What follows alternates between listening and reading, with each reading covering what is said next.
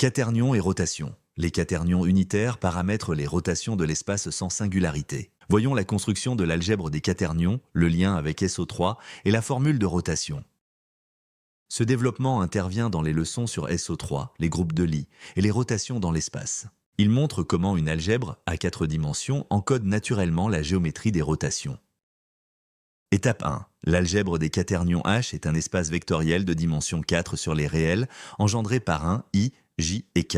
Les règles fondamentales, I carré égale J carré égale K carré égale IJK égale -1. Ce sont les relations de Hamilton. Étape 2. Le produit des quaternions n'est pas commutatif. IJ vaut K, mais J y vaut moins K. De même, JK vaut I, mais KJ vaut moins I. On retrouve la règle cyclique. IJK, dans l'ordre, donne un signe plus, et dans l'ordre inverse, un signe moins. C'est un produit vectoriel déguisé. Étape 3. Le conjugué de Q égale A plus BI plus CJ plus DK et Q bar égale à moins BI moins CJ moins DK. La norme au carré est Q fois Q bar, soit A carré plus B carré plus C carré plus D carré. L'inverse de Q est Q bar sur la norme au carré. Tout quaternion non nul est inversible. H est un corps.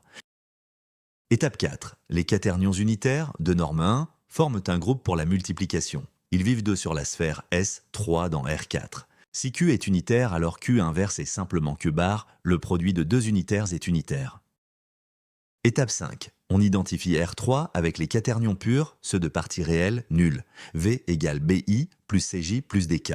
Pour Q unitaire, l'application φQ de V égale QV Q bar est une rotation de R3. Vérifions. φQ est linéaire, préserve la norme car la norme de QV Q bar vaut la norme de V et son déterminant vaut 1 par continuité. Donc φQ appartient à SO3. Étape 6. L'application φ qui envoie Q sur φQ est un morphisme de groupe de S, 3 vers SO3. C'est un morphisme. Φ de Q1 Q2 est la composée de φQ1 et φQ2. Il est surjectif. Toute rotation de R, 3 provient d'un quaternion unitaire. Étape 7. Le noyau de φ est l'ensemble des quaternions Q tels que QVQ bar égale V pour tout V. Cela impose Q réel, donc Q égale plus 1 ou moins 1. Par le premier théorème d'isomorphisme, SO3 est isomorphe au quotient de S, 3 par plus ou moins 1. Deux quaternions opposés représentent la même rotation. C'est le revêtement à 2 feuillets de SO3. Le groupe S3 est simplement connexe, ce qui fait de lui le revêtement universel.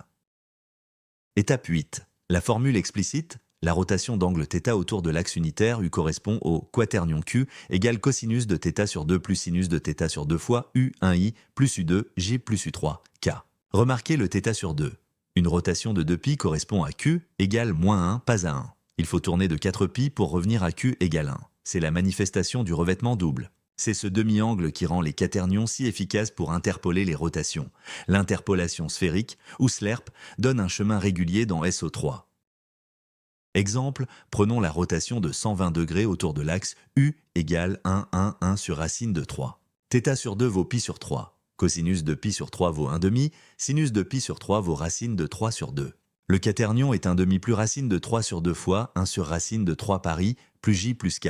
En simplifiant, Q égale 1 demi fois 1 plus i plus j plus k. On vérifie. La norme de Q vaut la racine de 1 quart fois 4, soit 1. C'est bien unitaire. Appliquons cette rotation à E1 identifiée à i. Le calcul donne QIQ bar égale j, soit E2. La rotation envoie E1 sur E2, E2 sur E3 et E3 sur E2-1. C'est la permutation circulaire des axes. Bilan. Les quaternions forment un corps non commutatif de dimension 4. Les quaternions unitaires revêtent SO3 avec un noyau à 2 éléments.